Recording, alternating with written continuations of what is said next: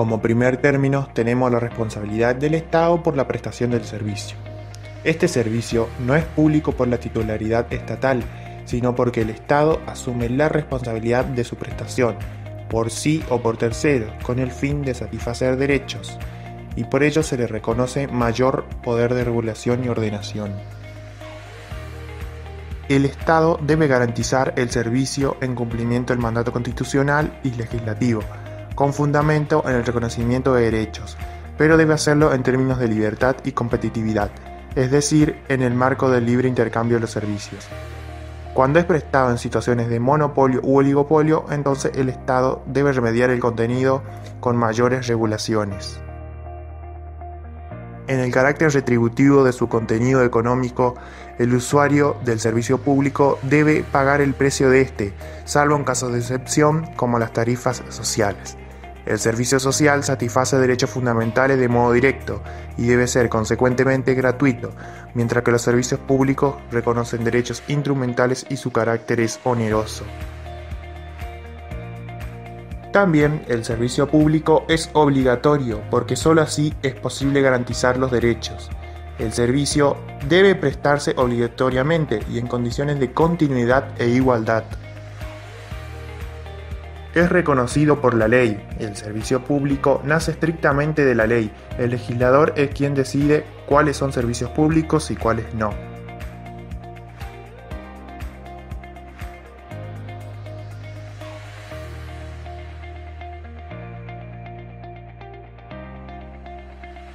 Los servicios públicos reúnen características. Una de ellas es la continuidad, que supone que el servicio no puede interrumpirse, sin perjuicio de que su prestación puede ser de carácter continuo o discontinuo según las modalidades del caso.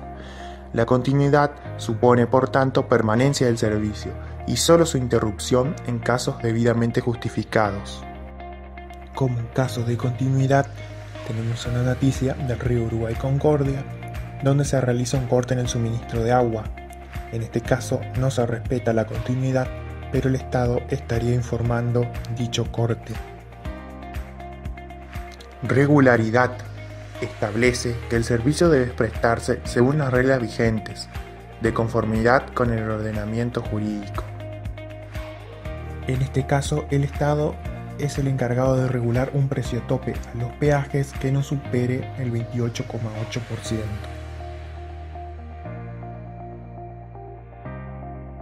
Generalidad exige que todos tengan acceso al servicio, y en tal sentido el prestador no puede impedirlo o restringirlo. En términos de generalidad, se dice que el 15% de la población argentina no tiene acceso a agua potable y el 40% vive sin cloacas. También estarían los términos de igualdad, ya que no todos tienen iguales condiciones y acceso al servicio. También se presenta la característica de igualdad, porque todos deben acceder y hacerlo en condiciones similares, es decir, en igualdad y sin discriminación. El Estado puede establecer categorías dentro de los usuarios sobre bases razonables y no discriminatorias. Por último, tenemos la característica de mutabilidad. Supone que el Estado puede modificar el servicio en términos de calidad y modificar el propio contrato en términos razonables, o en su caso, indemnizar al concesionario. Como ejemplo de mutabilidad tenemos una noticia de la Municipalidad de Concordia, donde habrá una mejor señalización vial en el microcentro. En este caso, el Estado mejorará la señalización en términos de calidad, especialmente para los turistas y a los que circulan en vehículos. El Estado puede establecer o modificar las tarifas, y en ciertos casos y en términos consecuentes, el concesionario debe reducir sus beneficios. Las tarifas deben ser justas, razonables y accesibles. Las tarifas deben respetar los caracteres de proporcionalidad en los términos del artículo 28 de la Constitución Nacional, igualdad del artículo 16 e irretroactividad en el artículo 17. Hay dos modos de regular las tarifas. En primer lugar, tenemos a las tasas de retorno. Consiste en que el Estado, en este caso el ente regulador, apruebe cada cierto tiempo tarifas que permiten cubrir todos los costos que razonablemente tiene la empresa, incluyendo la retribución por el capital invertido.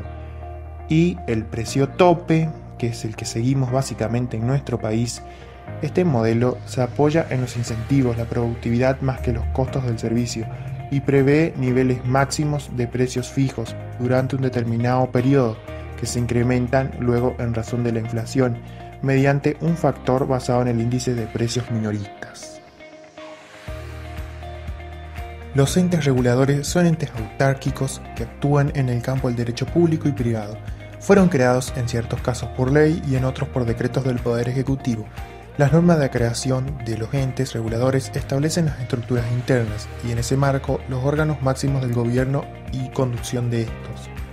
El ente ejerce un conjunto de poderes sobre el servicio público privatizado y su fundamento en el traspaso de los objetivos y poderes múltiples y complejos desde el Ejecutivo con el objeto de residenciarlos en él. Los recursos de los entes habitualmente son las tasas de inspección y control, el producido de las multas y los recursos presupuestarios estatales.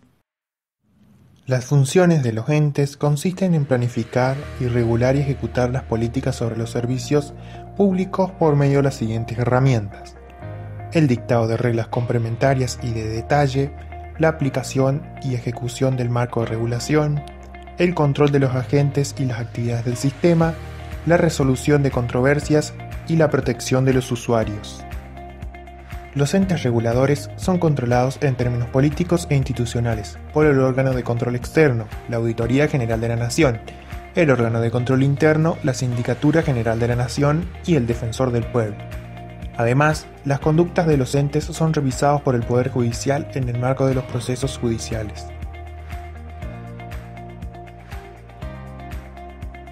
El artículo 42 de la Constitución Nacional establece que los consumidores y usuarios de bienes y servicios tienen derecho, en la relación de consumo, a la protección de su salud, seguridad e intereses económicos, a una información adecuada y veraz, a la libertad de elección y a condiciones de trato equitativo y digno.